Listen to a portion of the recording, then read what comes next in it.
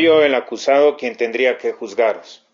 Comentarios de las actas del magisterio que condenan los errores modernos por Monseñor Marcel Lefebvre.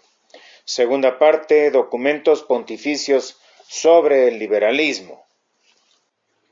Continuación del capítulo 11, Notre Charge Apostolique, San Pío X, 25 de agosto de 1910, a los obispos de Francia sobre Le Sillon. La acción del Le Sillon. Después de haber estudiado y criticado los errores de la doctrina, el Papa emprende el segundo capítulo, la acción de Le Sillon. Se abren comillas. Tendríamos que llamar vuestra atención sobre otros puntos igualmente falsos y peligrosos, como por ejemplo, su manera de entender el poder coercitivo de la Iglesia. Importa, sin embargo, ver la influencia de estos errores sobre la conducta práctica de Le Sillon y sobre su acción social. Se cierran comillas. Porque Le Sillon no se limita al campo de la abstracción, como dice San Pío X, sino que pasa al de la acción. Hay que ver cómo vive y cómo actúa. El Papa describe esta acción en 3 puntos particulares. En primer lugar, el modo de formar y educar a sus miembros. En segundo lugar, su disciplina y sus relaciones con la Iglesia. Si no estuviéramos asistiendo a algo tan triste y desastroso, nos darían ganas de sonreír, porque lo que el Papa describe coincide exactamente con lo que pasa ahora. Es exactamente lo que quieren los modernistas y los progresistas. Sin maestro. Se abren comillas. La minoría que lo dirige se ha destacado de la masa por selección, es decir, imponiéndose a ella por su autoridad moral y por sus virtudes. La entrada es libre, como es libre también la salida. Los estudios se hacen allí sin maestro, todo lo más con un consejero. Los círculos de estudio son verdaderas cooperativas intelectuales en las que cada uno es al mismo tiempo maestro y discípulo. Se cierran comillas. San Pío X, que siempre tuvo sentido del humor, empleó el término de cooperativas intelectuales. Según este programa, ¿a dónde quieren llegar? ¿Cómo no crear también esta clase de cooperativas en el seno de los seminarios donde, para ser enseñados, los seminaristas pondrían en común todas sus ideas y así todo lo demás? Envilecimiento de la dignidad del sacerdocio. El Papa sigue este examen de las cooperativas intelectuales describiendo su funcionamiento. Se abren comillas. La camaradería más absoluta reina entre los miembros y pone en contacto total sus almas. De aquí el alma común del Le Sillon. Se la ha definido como una amistad. El mismo sacerdote, cuando entra en él, abate la eminente dignidad de su sacerdocio y, por la más extraña inversión de papeles, se hace discípulo, se pone al nivel de sus jóvenes amigos y no es más que un camarada. Se cierran comillas. Es una realidad que es actual entre muchos modernistas y progresistas. Es exactamente lo que pasó con los círculos de la JOC, tal como yo lo vi cuando estaba en Dakar. Cuando los josistas se reunían, el capellán era un camarada más. Era uno entre los miembros de un pequeño grupo de jóvenes y, en principio, no tenía que decir nada. Los que tenían que hacer sus reuniones eran los josistas y decían: cuando viene el sacerdote, solo tiene que escuchar y dar de vez en cuando algún consejo. El espíritu de Le Sillon, denunciado por el Papa San Pío X en 1910, había pasado a la JOC, movimiento fundado en 1925 por el padre Cardignan, prelado de su santidad en 1950, que en 1965 fue elegido cardenal por Pablo VI. Aún después de haber sido condenado, el espíritu de Lucy-John continuó, y esta perseverancia en la difusión de las ideas nocivas llevó a la propagación de terribles errores. Por mucho que los papas hablaron y condenaron, y se dirigieron a los obispos para movilizarlos y para apoyar sus acciones, como exigía su deber pastoral, fue como si no hubieran dicho ni condenado nada. Si hubo algunos obispos que se mostraron como verdaderos discípulos de San Pío X, apoyando su acción y siguiendo sus directivas, muchos de ellos se negaron a escucharlo, siguieron obrando como si el Papa no hubiera condenado esas ideas. Por desgracia, el espíritu de Lucy-John entró en los seminarios, corroyó a muchos seminaristas, que se hicieron sacerdotes y algunos de ellos obispos y hasta cardenales. Y cuando llegó el concilio, había obispos totalmente imbuidos del espíritu de Lucy-John, la falsa dignidad humana, la camaradería. Oposición a la autoridad. Después de haber estudiado primero la formación, el Papa llega al segundo punto, es decir, a describir a qué resultados llega en la práctica. Se abren comillas. En estas costumbres democráticas y en las teorías sobre la sociedad ideal que las inspira, reconoceréis, venerables hermanos, la causa secreta de los fallos disciplinarios que tan frecuentemente habéis debido reprochar a los Sillón. No es extraño que no hayáis encontrado en los jefes y en sus camaradas así formados, fuesen seminaristas o sacerdotes, el respeto, la docilidad ni la obediencia que son debidas a vuestra persona y a vuestra autoridad, que sintáis de parte de ellos una sorda oposición. Se cierran comillas. Cuando semejante espíritu entra en un cuerpo, en un seminario, resulta algo terrible porque no se exterioriza ni se siente, pues la oposición a la autoridad es muy sutil. A continuación, el Papa formula consideraciones perfectamente adaptadas a lo que ahora se dice de nosotros, que queremos guardar la tradición. Se abren comillas. Y que tengáis el dolor de verlos apartarse totalmente o, cuando son forzados por la obediencia, de entregarse con disgusto a las obras no sillonistas. Vosotros sois el pasado, ellos son los pioneros de la civilización futura. Vosotros representáis la jerarquía, las desigualdades sociales, la autoridad y la obediencia, instituciones envejecidas a las cuales las almas de ellos, estimuladas por otro ideal, no pueden plegarse. Nos tenemos sobre este estado de espíritu el testimonio de hechos dolorosos capaces de arrancar lágrimas, y no podemos, a pesar de nuestra longanimidad, subtraernos a un justo sentimiento de indignación, porque se inspira a vuestra juventud católica la desconfianza hacia la Iglesia, su madre. Se le enseña que, después de 19 siglos, la Iglesia no ha logrado todavía en el mundo constituir la sociedad sobre sus verdaderas bases, que no ha comprendido las nociones sociales de la autoridad, de la libertad, de la igualdad, de la fraternidad y de la dignidad humana, que los grandes obispos y los grandes monarcas que han creado y han gobernado tan gloriosamente a Francia no han sabido dar a su pueblo ni la verdadera justicia, ni la verdadera felicidad, porque no tenían el ideal de Lucy-John. Se cierran comillas. Es el lenguaje que se emplea ahora y que hemos escuchado durante el concilio. La Iglesia no ha conseguido convertir al mundo y ha fracasado en su papel apostólico. No ha sabido adaptarse a los pueblos y por eso hay tan pocos frutos. Durante el concilio, ese fue el espíritu que reinaba en un gran número de cabezas episcopales. Aquí el Papa dice: son los seminaristas y los sacerdotes.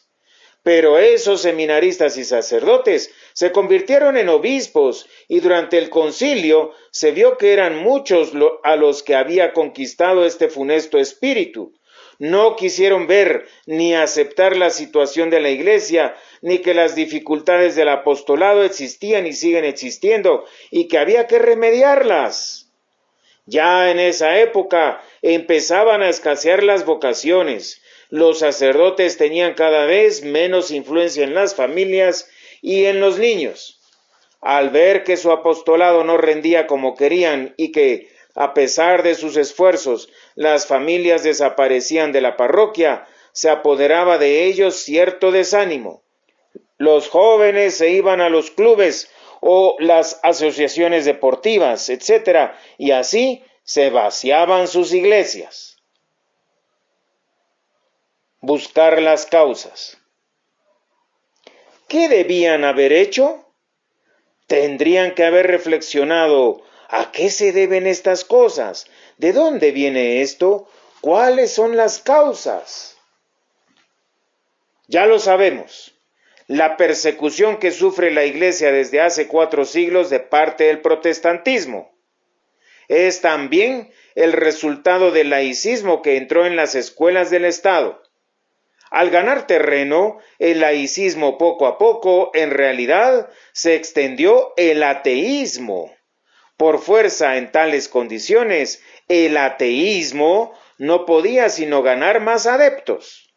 Luego el Estado laico ejerció presión sobre la gente diciendo: no hay que ir a la iglesia. Si queréis conseguir un trabajo o hacer una carrera en la administración o en el ejército, cuidado. No hay que ser católico ni ir a la iglesia. Ante todas las presiones ejercidas por todas partes, por los profesores y alcaldes laicos y ahora hasta comunistas, ¿qué podemos hacer? Esa es la pregunta que tendrían que haberse planteado los obispos. Esa debería haber sido su preocupación esencial. Pero en lugar de ver el mal en donde estaba y sigue estando, es decir, en la vasta conspiración del laicismo contra la Iglesia y contra nuestro Señor Jesucristo, los obispos prefirieron decir: la que se ha equivocado es la Iglesia, que no ha sabido actuar. Si se hubiera puesto justamente de acuerdo con toda la gente que está y lucha contra nosotros y con todo ese laicismo, no habría pasado lo que pasa. ¡Ja! Pero esto es un completo error. Por eso en el concilio quisieron hacer un matrimonio entre las ideas católicas de la Iglesia y las ideas modernas, las cuales, como hemos visto, habían sido condenadas por todos los papas anteriores al Vaticano II. Semejante simbiosis es totalmente irrealizable e imposible. La secularización y la desacralización, una catástrofe completa. El resultado es una catástrofe completa y radical. ¿Cómo se puede imaginar un compromiso con aquellos cuyo objetivo ha sido siempre y sigue siendo la destrucción de la religión católica y de la Iglesia? Es espantoso escuchar a los sacerdotes que siguen diciendo que hay que ponerse de acuerdo con los que destruyen la Iglesia. Emplean el peso de su autoridad moral y la del clero para su destrucción, con lo que el desastre es mucho mayor aún. Son ellos mismos los que han conseguido secularizar a la Iglesia. Empezaron dejando la sotana y por consiguiente secularizándose. Se volvieron laicos y luego quitaron todo lo sagrado que había en las iglesias. Sacaron el Santísimo Sacramento de los sagrarios y lo pusieron en un rincón, y muchas veces ni siquiera se sabe dónde está. El altar, los hermosos altares que representaban las cosas sagradas, los misterios y los santos, ¡afuera! Una mesa, eso es todo, nada más. Los viacrucis, quitad todo eso de ahí, fuera. Secularizaron todo y creyeron que al obrar así, la gente que tenía ideas laicas vendría a la iglesia, pero es una locura. Los sacerdotes se unieron a los que están contra nuestro Señor, ya no tienen fe en Él. Se imaginaron que al vestirse de civil, los seglares serían mucho más amables con ellos y que serían camaradas de todo el mundo. A los camaradas se los lleva a la iglesia, etc. No solo no llevaron a nadie, sino que prácticamente sacaron a la mitad de los católicos de las iglesias. ¿Y qué son ahora ellos mismos? Ya no son hombres de iglesia, se acabó. La gente ya no nos reconoce como hombres de iglesia. ¡Qué resultado espantoso! Cuando nosotros venimos y decimos, no, estáis equivocados, hay que volver a la tradición de iglesia, hay que volver a hacer lo que la iglesia ha hecho siempre. Los que luchan contra la iglesia son sus enemigos. No tenemos que pactar ni parecernos a ellos. Al contrario, hoy más que nunca hay que ser representantes de nuestro Señor Jesucristo e insistir sobre el misterio, sobre lo sobrenatural, sobre la gracia y manifestar esto en nuestras iglesias. Que nuestras iglesias sean un poco la antesala del paraíso. Por consiguiente, cuando se ven las estatuas de los santos, que sean modelos para nosotros. En nuestras iglesias hay que encontrar todo lo que recuerda al cielo y todas las virtudes que la iglesia ha producido. Entonces ellos replican, vosotros sois el pasado, nosotros el futuro, estamos con el progreso, lo lograremos. No lograréis nada, puesto que a pesar de todo representáis todas las desigualdades sociales, la autoridad y la obediencia. Pero según vuestras tesis, ya no hay autoridad ni obediencia ni desigualdades sociales, aunque Dios las quiere y no se pueden suprimir. Esto no depende de nosotros. Dios las quiere para el ejercicio de la caridad. Al no aceptar a la Iglesia como era antes, han querido cambiar todo, la Biblia, el catecismo, la misa. Los ejemplos vienen de los mayores. Han acusado a la Iglesia, por desgracia, los ejemplos han venido de los mayores. Los obispos han escrito cartas en este sentido. Todas las comisiones de liturgia y todas las demás tenían una sola finalidad: cambiar, cambiar, cambiar. Cuando el Papa Juan XXIII leyó su carta al principio del concilio y, en definitiva, golpeando el pecho de la Iglesia al decir mea culpa con relación a los protestantes, fue algo inaudito, escandaloso. Es increíble que el Papa acuse prácticamente a sus predecesores de haber obrado mal con los protestantes y añadir que si hubieran obrado de otro modo, nunca se hubieran separado de la Iglesia. Esto es increíble. Al contrario, si los papas hubieran sido más estrictos y más duros con los protestantes en el momento en que se manifestaron, quizás los príncipes hubieran luchado contra el protestantismo desde su aparición y lo hubieran cortado de raíz. Pero al contrario, así, por bondad de alma, quisieron discutir y discutir y discutir, y mientras discutían, el protestantismo se extendía. Y una vez que los príncipes empezaron a convertirse al protestantismo, se convirtió en un asunto político. Se acabó. Empezaron las matanzas, el saqueo y la destrucción de las iglesias, y luego llegaron las guerras de religión. Eso fue muy espantoso. Así que, si puede formularse una reflexión, es la de comprobar que los papas fueron demasiado buenos con los protestantes y no la de decir que tenían que haberlos comprendido aún más. Desacreditar todo el pasado de la Iglesia. Este es relativamente el espíritu de Juan Pablo II. No sé qué va a decir en Ginebra, pero temo que va a hacer aún declaraciones del mismo estilo de las que hizo en Alemania, pidiendo perdón a los protestantes por lo que pudieron haberles hecho los católicos. ¡Ah, no, no! Algunos van a pensar que solo se trata de palabras de cortesía, pero no es así. Es algo muy grave, porque es desacreditar a todo el pasado de la Iglesia y a todos los papas que les han precedido y que, según ellos, no supieron hacer lo que hacía falta.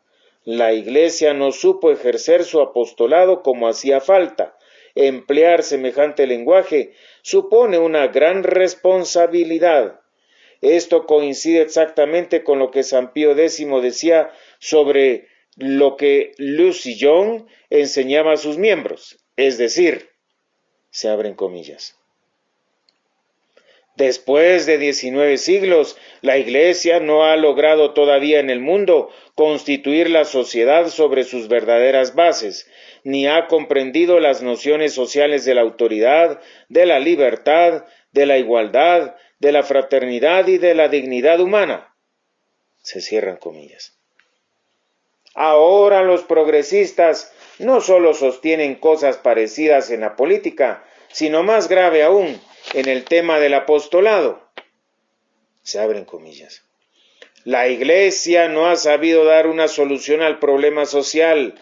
La Iglesia no ha sabido resolver los problemas del apostolado. Se cierran comillas. Y el Papa concluye sobre la indisciplina diciendo: el soplo de la revolución ha pasado por aquí.